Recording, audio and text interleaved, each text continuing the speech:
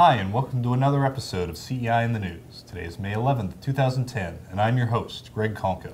And I'm Nicole Chandella with a brief summary of some of CEI's recent appearances in the media. The FCC has been ramping up its regulatory power lately. Agency honchos have launched a Future of the Media project, purporting to ensure that Americans have access to a variety of news sources.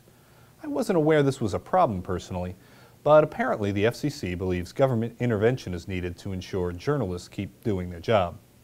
I feel safer already. CEI VP Wayne Cruz had a Washington Times op-ed on why this is the latest in a series of bad ideas from the FCC. Wayne was also quoted in Wired magazine discussing FCC broadband regulations, and Ryan Radio was quoted on CBSNews.com on net neutrality. The Gulf oil spill has been big news these past few weeks. The cleanup is still underway, and environmentalists are pointing to the spill as proof we should stop drilling offshore. And onshore too, of course.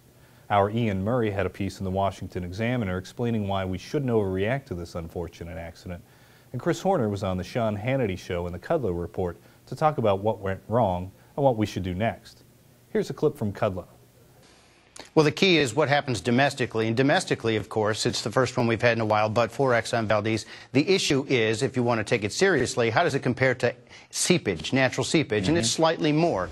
The fact of the matter is that this is a product we extract from the earth, and it does occasionally leak, including daily, naturally, in volumes slightly less than this. The issue is the political impact, because energy is nothing but a highly politicized issue here, particularly with this administration. CEI filed a complaint with the Federal Trade Commission against General Motors last week.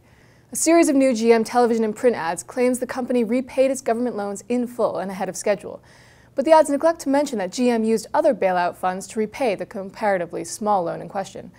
It's also worth remembering that the U.S. and Canadian governments own more than 70% of GM stock. So essentially, a company that's owned by the government took bailout money from the government to pay back a loan to that same government. Way to go, guys. Our FTC complaint was reported on in USA Today, The Wall Street Journal, and more than a dozen other major media outlets. AOL News called CEI a consumer advocacy group, which may be the first time mainstream media acknowledged that being in favor of free markets does mean being pro-consumer. CEI adjunct scholar Vinnie Vernuccio had commentaries in the Washington Times and American Spectator on union boss Andy Stern's departure from the SEIU for a seat in President Obama's Deficit Reduction Commission. After leaving the union's pensions with a deep deficit, Stern will now be in position to lobby for a federal bailout. Our correspondent Will Yateman is with Vinnie now. Will? Thanks, Nicole. In early April, Andy Stern, president of the ultra-powerful Service Employees International Union, abruptly resigned. With me today is Vincent Vernuccio. Vincent, shed some light on this troubling development.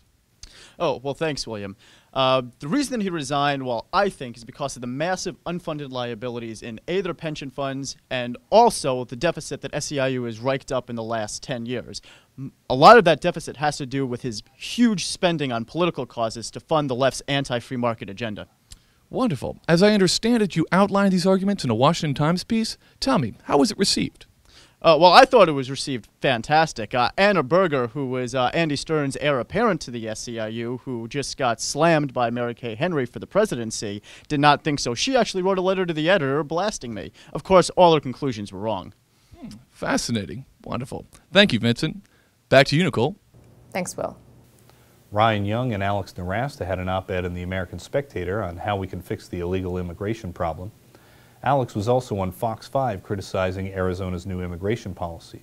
And Chris Horner had an op-ed on BigGovernment.com on John Kerry's energy bill. Ryan Young had a piece in the Daily Caller this week on the expansion of federal regulations. Actually, the Daily Caller has been hosting a lot of CEI work lately. Hans Botter and John Berlau each had pieces on the GM loan repayment issue, and Chris Horner had a piece on Spain's energy policies. That's about it for today. Thanks for watching.